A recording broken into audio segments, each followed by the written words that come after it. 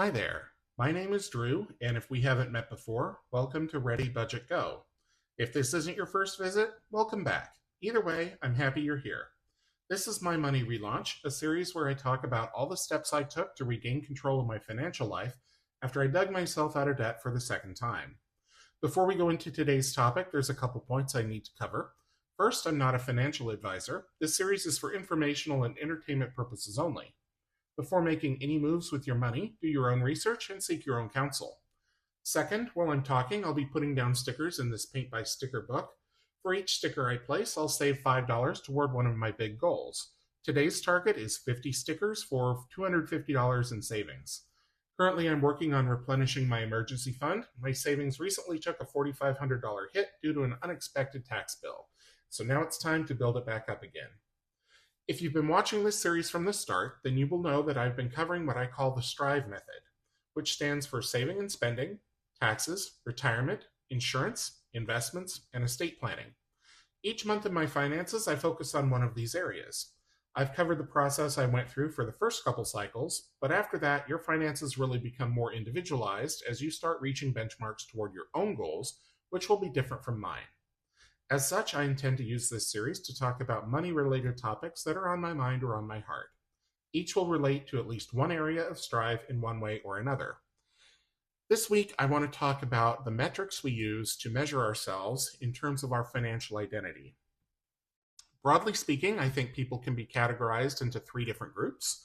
There is a group of us who knows exactly how much money we have and exactly how much money we owe.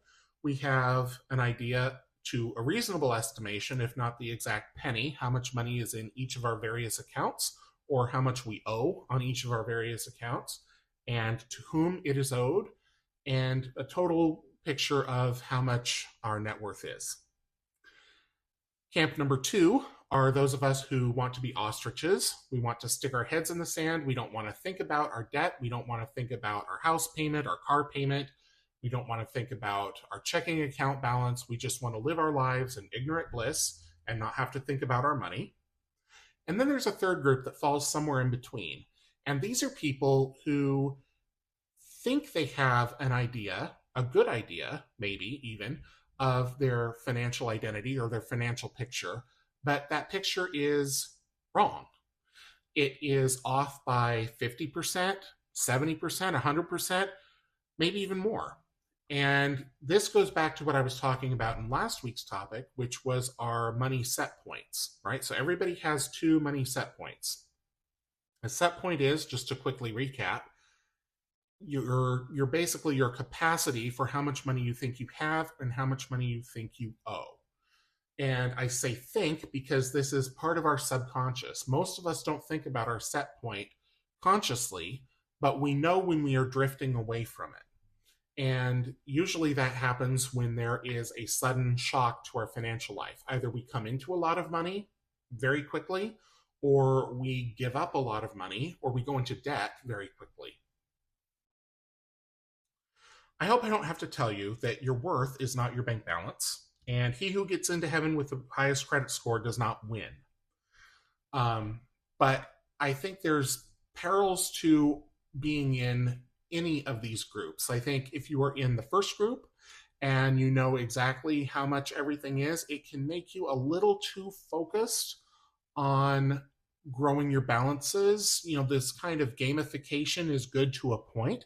I use gamification, right? I'm here every Monday playing savings games to put money into my sinking funds, but you can absolutely be too focused on that and lose track of the bigger picture, which is building up a healthy financial life. Similarly, if you are on the opposite end, then you are vulnerable. When something comes along that rocks your world and you don't know how much money you have, you don't know how much access to credit you have, you don't know how much you owe or who you owe it to or whatever. And this disruption doesn't have to be something terrible, right? It doesn't have to be illness, death, job loss. It doesn't have, it could be a new baby. It could be that you already have children and one of them gets accepted to Harvard and maybe they get a full ride scholarship. But you still have to figure out how you're going to travel back and forth to campus when you're 8 states away. or they get a partial scholarship and you have to come up with the money for room and board in one of the most expensive housing markets in the country. So things like that, it doesn't have to be a disaster. It could be a blessing, but either way, it's something that could rock your financial world. And if you've had your head in the sand the whole time, you will not be prepared. In the first episode of my money relaunch, I talked about doing a spending analysis and why that is important. It may not have been the very first episode, but it was one of the first, if not the first. And I will recap it briefly here, where a spending analysis, you take all of your credit card statements, all of your bank statements, all of your receipts, everything that you have for the last 3 to 6 months, and you add up where all the money went. You lay everything out, right? You line item out all of those transactions, and you do this first without judgment, right? You're just recording the transactions, and then once everything is on paper, in one place, in black and white, you can go through and look. Were these good purchases? Were these not good purchases? For your cash withdrawals, do you even know where that money went? For your credit card transactions at, let's say, a mall store, do you know what you bought? And it's not that you should be able to remember every single transaction months after the fact, but the point of it is, are you spending money in a way that is intentional, or is it slipping through your fingers? If most of your transactions, you don't know what you spent that money on, then it's a pretty good indication that you're not managing money well. I'll put it that way.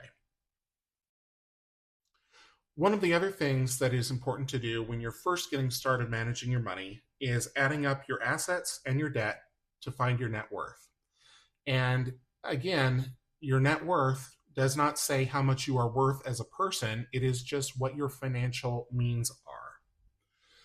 And this is a very simple exercise, but it is also a difficult one. So is the spending analysis, because it forces you to confront what your financial life really is and what camp do you fall into, right? If you fall into the first camp, this will be relatively a breeze. It will be, how do I put it? It will be a slog no matter what camp you're in. But if you're in the first camp, it will be relatively easy. If you're in the second camp, right, where you've been an ostrich the whole time, then it will probably be a shock. And if you're in the third camp, it probably also will be a shock. And in fact, if you're in that third camp, it might be an even bigger shock, because the person in the second camp doesn't even know. If you're in that third camp, then you're pretty confident that you have an idea of how much money you have and how much money you owe. And once you add up all the real numbers, you might be in for a big surprise. If you don't know your net worth, or at least if you don't have an idea, my guess is that the situation is probably pretty bad. And confronting the ugly truth is hard. It is. I've done it, especially when I was in debt for the second time. Because the first time around, I had an idea of how much debt I was in, especially since I knew what the life insurance check was for. When my mother died, I got a pretty good chunk of life insurance. So I knew how much that check was for, and after I paid all my debt, I knew how much was left. So it was pretty easy to do the simple arithmetic to figure out, okay, this is what it costs to wipe out all my debt. The second time around, I had to go through account by account and add it all up. And the number was appalling, especially because that debt had come back so fast, and it was even more than the first time around. But once I knew what it was, I could take action. So it took me years, but that time was going to pass anyway. So it was a choice. I could do the hard work, confront reality, work my butt off, pay off the debt, or I could stick my head back in the sand. The time would pass anyway, and at the end of 3 years, all I would have to show for it is more interest payments, more money out the window. So I made the choice that I was going to be a big boy and confront my debt, get it paid off, and I was going to make sure that I didn't get myself back in that position again. And that's what started my my path on financial education, educating myself. I kept track. I watched the debt dwindle and I watched my assets build, and I made sacrifices that I otherwise would not have made. And the term sacrifice, it's relative, right? So usually when people are talking about sacrifices, they are talking about things that seem good in the moment, but the pleasure is short lived, right? So you want, let's say, a new piece of jewelry and you're excited to get it, and you go to the store and you pick out what you want and you pay for it or you charge it or whatever. When you walk out the store, your dopamine is already 50% gone. And by the time you get home, it's almost completely gone.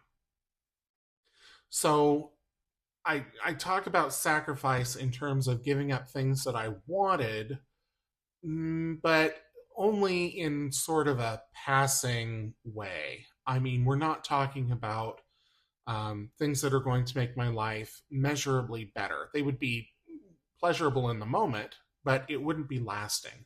So I'm talking about things like vacations, new furniture, nice clothes, things, not nice clothes, but new clothes, right? A new wardrobe.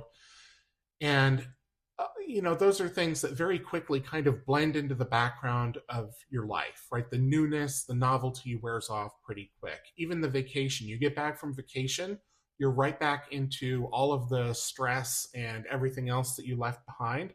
And now on top of it, you have the balance for what the vacation costs sitting on your credit card, along with all of the other debt that you had before when you left on your trip. So I gave up those things in the interest of a larger goal, whereas I probably wouldn't have given them up had I not been confronting my financial reality and looking at, okay, what is my financial identity on paper? What does that mean to me? And how do I reconcile that with my actual values about what I actually want to spend my money on and where I want my life to go? So I didn't go on vacations. If I took a vacation, and I'm using air quotes here, if I took a vacation, I would bolt it onto a work trip. So if I needed to go to Los Angeles for 3 days, I would stay an extra couple of days and fly back later. I'd take a couple of days off. Now, of course, I could do that because I traveled for business. If I hadn't traveled for business, I wouldn't have made the trip. I would have maybe done something locally, right? Gone on a weekend away here near where I live, something like that. But the point of all of that is that because I was watching where I was going, I could make the choice of, okay, what do I value more? The debt balance coming down or whatever this thing is that I'm considering buying? And almost always the debt would win. I would rather reduce my debt by $2,000 than take a 6-day trip to Alaska or wherever. Or I would rather see the debt come down than go have a $500 casino night. Or, you get the picture. And so once I was able to start making those decisions and really looking at what do I value more, the debt started to come off. Whereas if I'd had my head in the sand, I'd think, okay, well, what does it matter? I'm already in, however many tens of thousands of dollars of debt, so I might as well. And then you come back and all the debt's there and you've got $3,000 more, whatever it is. So I don't want to harp on that too long, but I think it's an important point. Also, don't go in the opposite direction, right? Because we've seen people in that position too, where they, they're so focused on growing their net worth and on managing every penny that they forget that life is to be enjoyed, that life is for pleasure to a certain extent, that accumulating all the money in the world isn't going to do them any good if they don't enjoy at least some of it. You don't want to be a Scrooge. You don't want to be a miser. You do want to be frugal, right? But you don't want to turn into a fuddy-duddy. So I think that's all I've got to say on that topic for this week. I wanted to go into credit scores, but I think I'll leave that for next week when I also want to talk about debt. It's a topic that I want to revisit because it is so ever present in all of our lives. Almost all of us owe money at some point or another, and most of us will spend a good portion of our adult lives in debt, either because of a mortgage or a car payment or student loans or whatever it is. So that will be coming up next week. In the meantime, thank you so much for listening or watching this week. If you enjoyed this video, please leave me a thumbs up, drop a comment down below, subscribe if you haven't already, and until I see you in the next one, take care.